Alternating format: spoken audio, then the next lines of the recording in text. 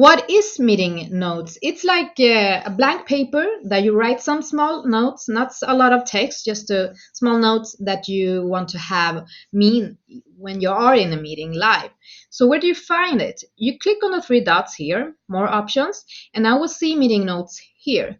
So I click on meeting notes, and here I can click on take notes, and then all the participants that are in the meeting will send you to this Teams window the meeting notes. So everyone will see what I'm writing. So notes here, it's the title. And then below is the text for the title. So if I want to add more titles and text, I just click on the plus here below and it will keep adding new ones.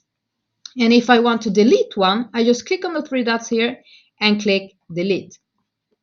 So everything I write down here, everyone will see it and they can go back to when the meeting has ended, they will see on the chat and on the top. And that was everything about meeting notes.